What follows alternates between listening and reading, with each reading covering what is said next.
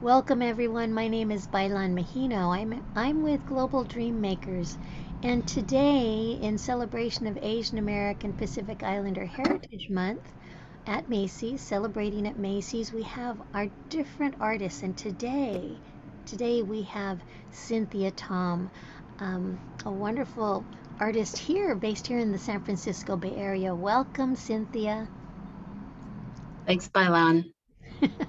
A beautiful work behind you. But before we get started, let me tell them a little bit about you.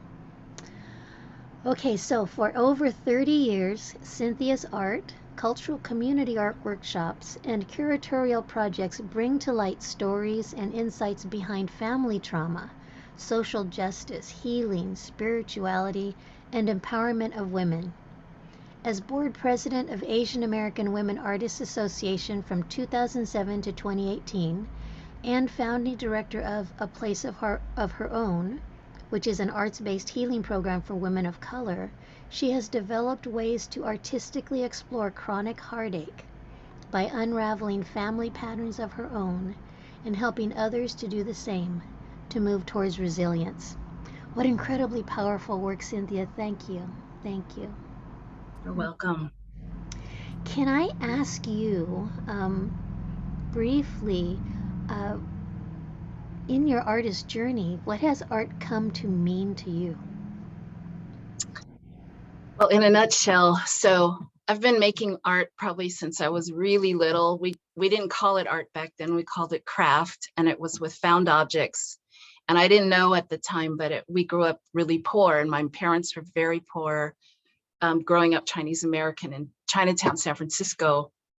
And eventually I started painting. That was about 30 years ago.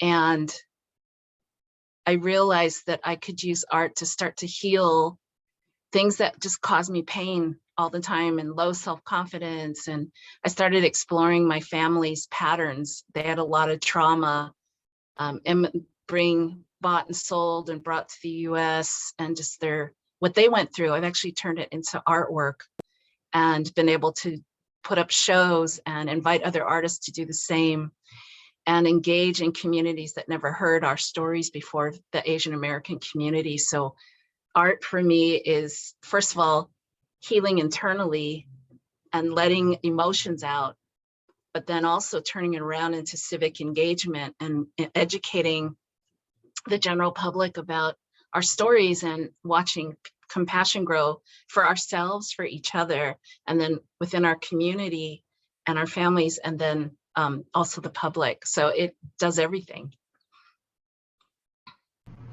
So, oh, wow. As you were speaking, I could really sense the threads being pulled from the past that an artist can bring forward and in that healing, just by connecting back and acknowledging this is what happened in the past. And as an artist, you take those as seeds that go and blossom into whatever your art is coming into being. Yeah, well, for me, when people say, what is your art medium? I always tell them my family stories, my cultural heritage. But it's not just the pretty stereotype tourist stories. It's what happened to our families as we immigrated. And a lot of it was forced immigration, especially for the women. But I believe talking about it and making beautiful art engages people's hearts and opens up empathy. So that's why I love art.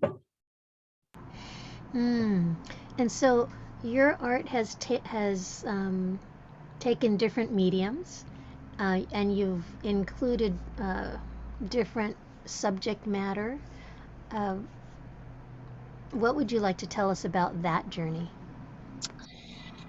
Well, I'm hoping we can show the pictures. I have installation that's growing. It's been shown in different places on different coasts. And I take vintage pictures of my mother, my father, and my grandmother, mostly because they're the stories I know. But and then I include text, but I put them on these little pillows. And which is great for shipping, but also we're able to hang them low enough so they'll hit people in the head. So if they walk in and they're not paying attention to the stories, because I generally paint the walls dark and write the stories of my family in chalk, which is the stories for a lot of Asian Americans and Chinese Americans in particular, of being sold and traded. So yeah, I've been in spaces where people will start crying because they just recognize I don't know, something just breaks open for them.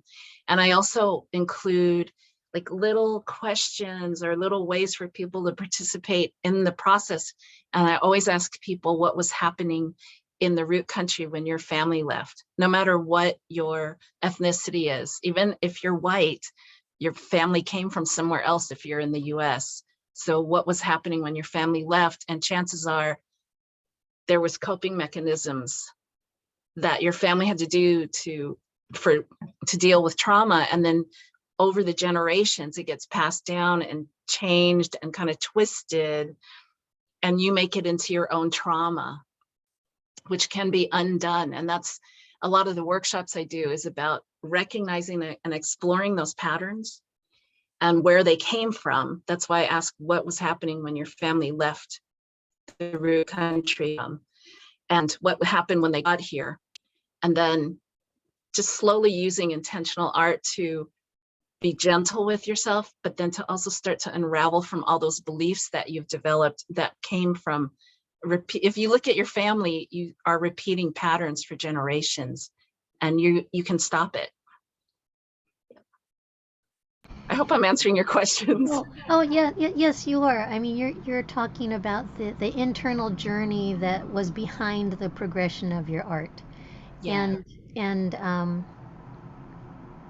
yeah, it's incredibly powerful, because what I found, at least in my journey, was that things that I couldn't articulate, that I wasn't even mentally aware of, came out in art. They were, Yes. they were kind of broken open, and then when I would look at what I had created, then in the interpretation of it, I could understand what my brain or what my spirit was trying to express. And could I show you some of the pictures? oh yes, Should I do please. that? Yeah. Okay. So just bear with me a second. It can be a little messy. So you know what I'm talking about. First of all, so my little family here.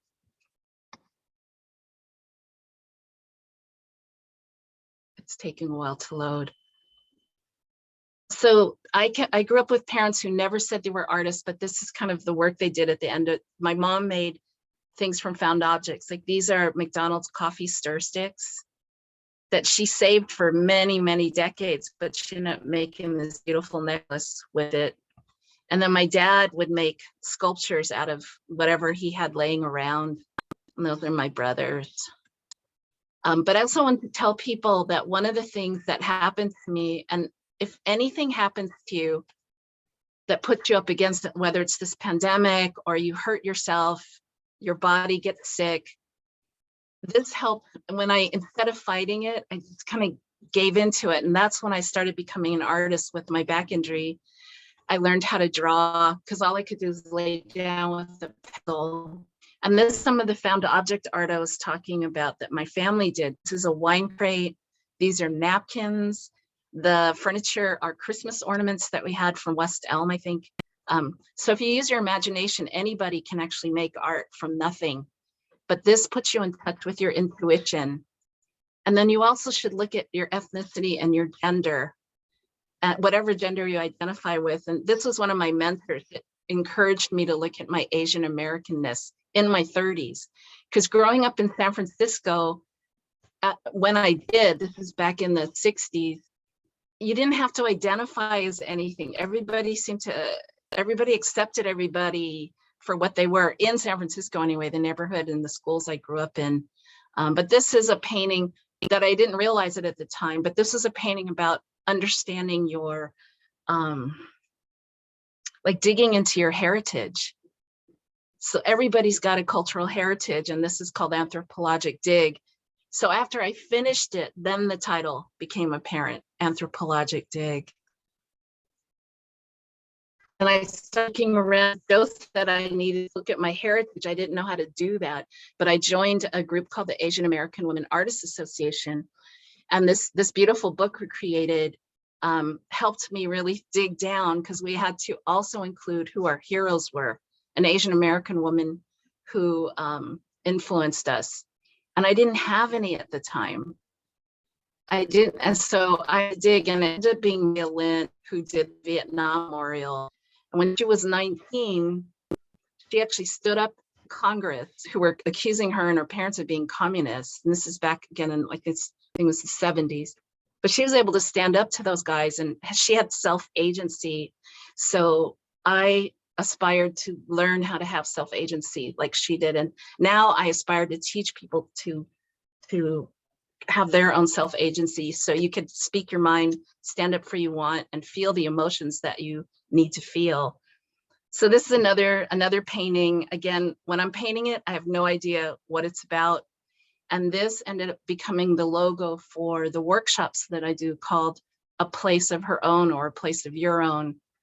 And it asks, if you had a place of your own, what would it be? Again, a self-agency question. When I was talking about my family trauma, this is my grandmother's mugshot. My grandfather from here was Chinese. He went to China, bought her, brought her over. Her village sold her at the age of 21. And I didn't know this till I was in my 30s and started asking who I am. Started doing work around her. She had already passed. She passed when I was 13. And these are the little pillows I'm talking about. The one on the right is my father. The one on the left is my mother. My mother was sold by my grandfather often for his opium when she was a preteen, to the opium dealer who used her a lot. And then my father was purchased in China and brought here and just abused terribly in Oakland, Chinatown for a long time.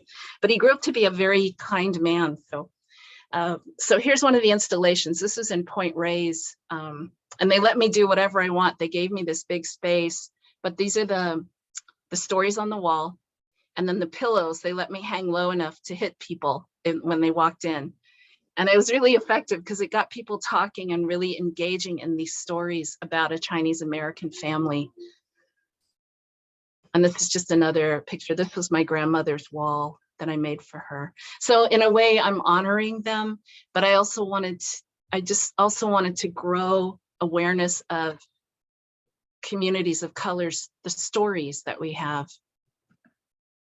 And so for me, people are talking about equity these days for BIPOC communities, but for me, healing is the foundation for leadership development. It's the foundation for any kind of equity, because if we have lots of bills of rights for women in particular, but for people of color, but if they don't believe they deserve it, or if they're afraid because of past traumas, they can't take advantage of what's being given to them. So I'm a huge believer in healing as a foundation. This, I hope, Baylan, I'm just going on, so I hope it's okay. This painting is iconic for me. I never sold this painting because I didn't realize it, but it became a painting about community. So for me, I encourage people to think about owning, like being strong in what you bring to community, so that you can leave little parts of yourself behind with people that need it or communities that need it. That's what's called launching the gifts.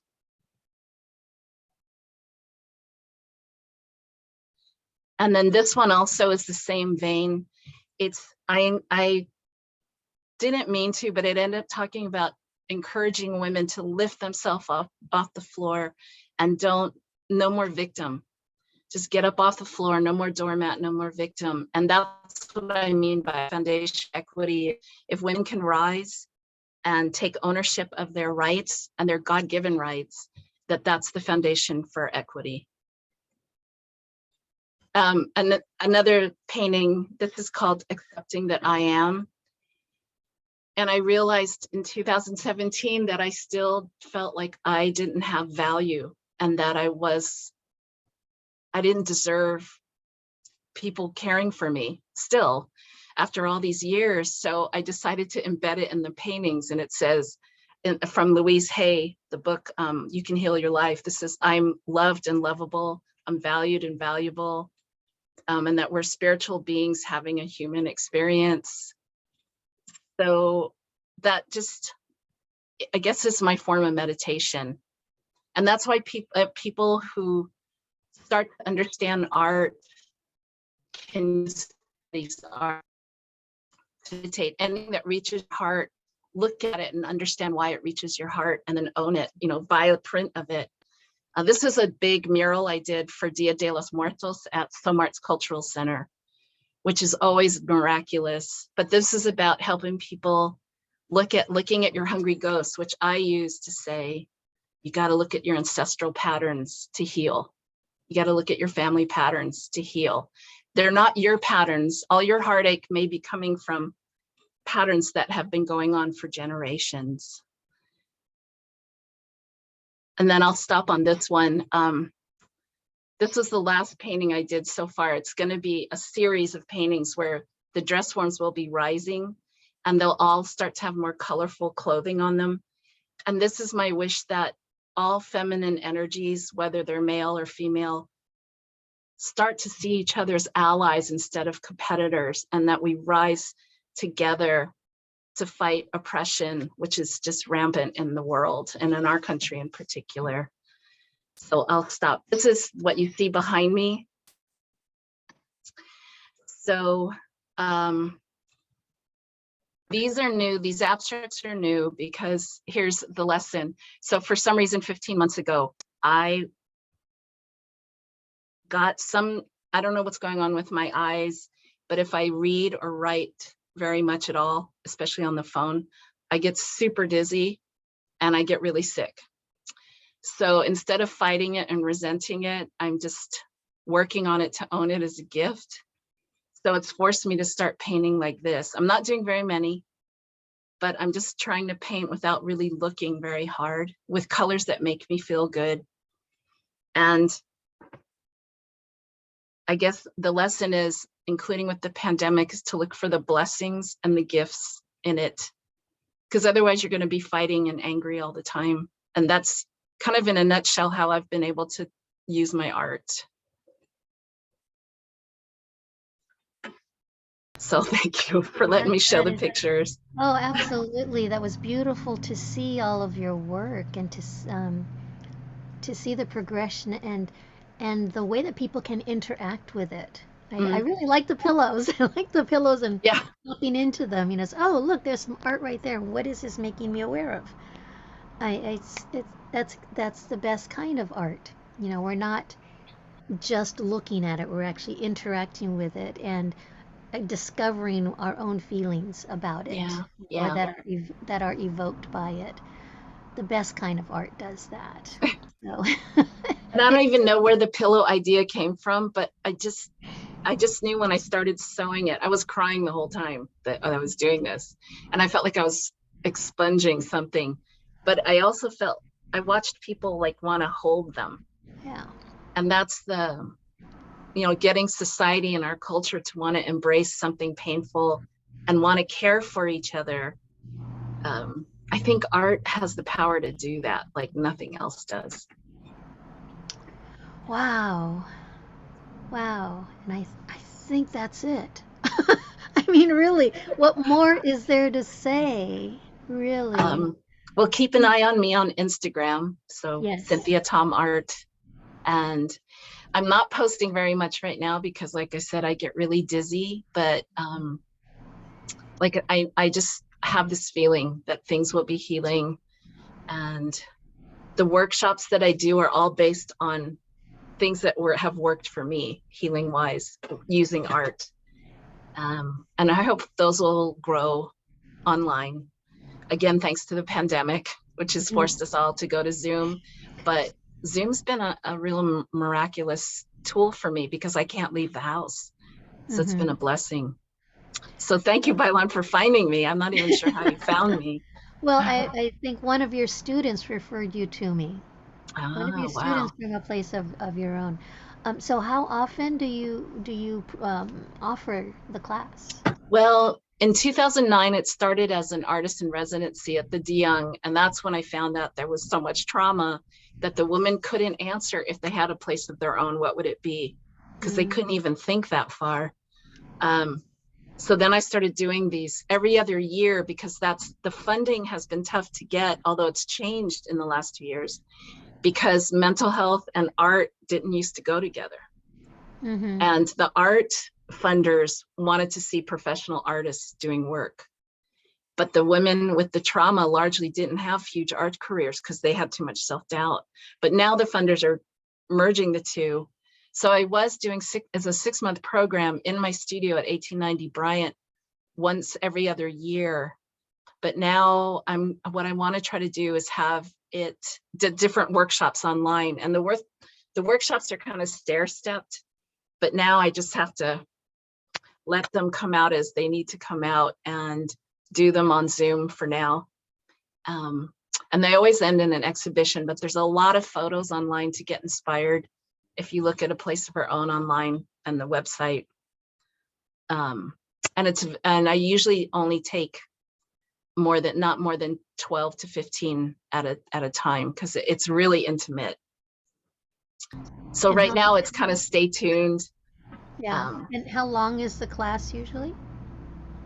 Well, when we were doing it brick and mortar, the class was 3 hours. It used to be on Thursday nights, and they would come and do potluck, which is a very Asian, eat together thing. But we would have African American, Latina, mainly Latina and Asian Americans were coming in the space. But we also had Caucasian, mixed race, transgender,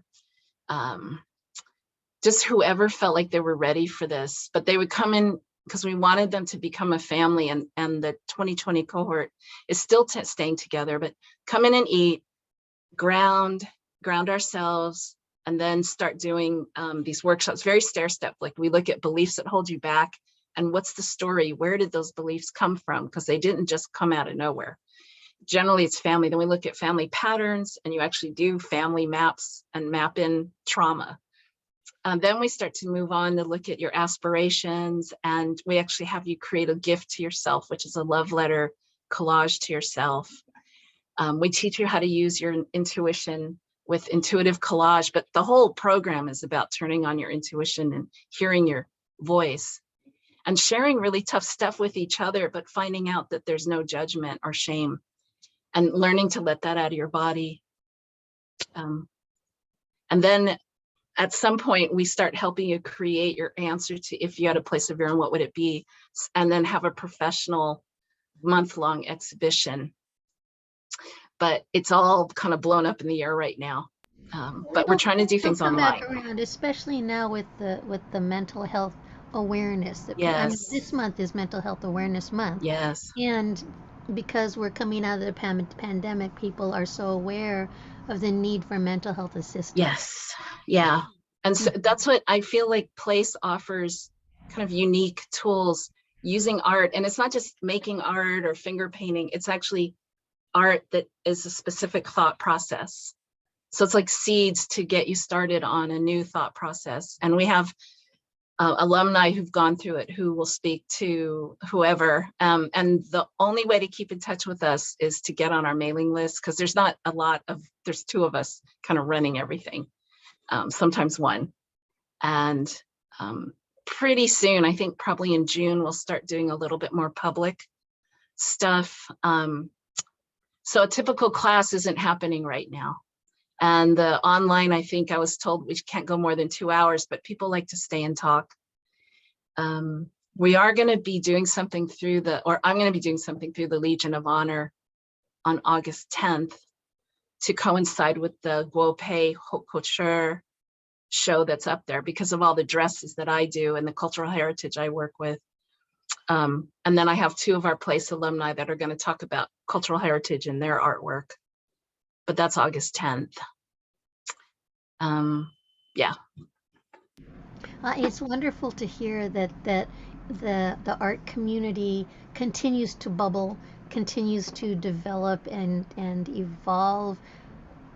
Help us come out of this last 2 years, helping us to come out in ultimately more whole, after the last 2 years. That's the goal, I think. Mhm.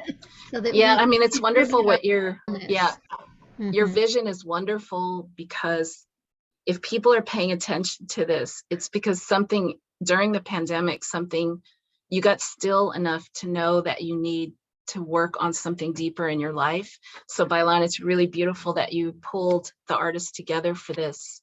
Um, and mental health month, it needs to be a mental health year or years or a lifetime. But you got to start somewhere. So these are the seeds. So thank you. Well, thank you. Thank you for stepping into this space and for saying yes to somebody Yeah, that you've never met. yeah, I know.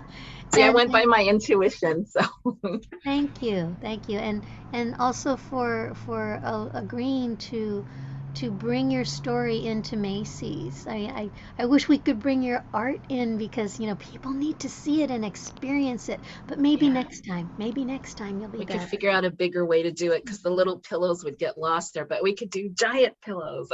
you know, yeah, throw them at people. No, I'm just kidding. Well, Or put thank you, them, yeah. Cynthia. Thank you so much. Now, if people want to find out more, where do they go? Well, you can do two things. One is cynthiatom.com. Hmm. And actually, if you sign up for the mailing list, I don't send out much, but I'm about to send out something. I haven't sent anything out for the last 2.5 years. So Oh, it's not like you're going to get bombarded.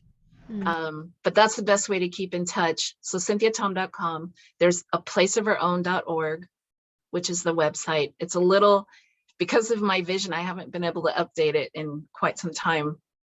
But it's placeofourown.org. And then we're on Instagram, Cynthia Tom Art on Instagram. That's probably the most updated. And then a place.sf.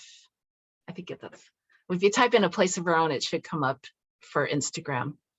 But Cynthia Tom's probably the best way, because kind of all one entity. wonderful, Yeah. wonderful. Thank you. Thank you for the work that you're doing in the world and for the healing and the good energy that you're able Thank you. to put out there for people to experience because a lot of people are in dark spaces. Yeah. They Yeah. need to they need to see these things.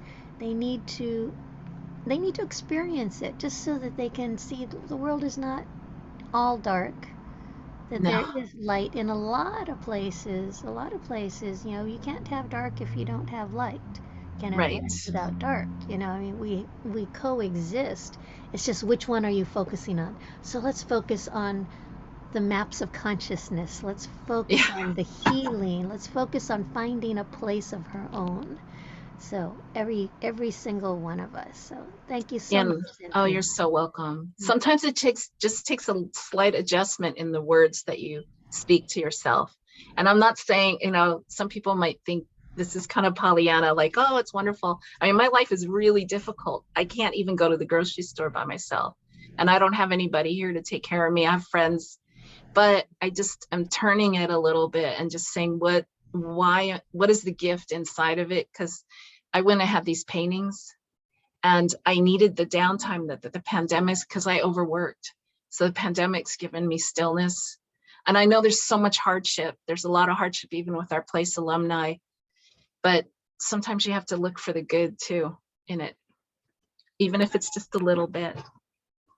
But thank you, Baylan, very, very much. Oh, thank you. It's that finding that pin that pinpoint of light in the darkness. Yes, yes. And there it's not dark anymore. Right. And you Thank you can go so back much. and forth. It's okay. Yes, it's okay. It's okay. Yeah, It's okay. There's no judgment. You just do what you need to do. yeah. Yeah. All Thanks. right. Thank you so much.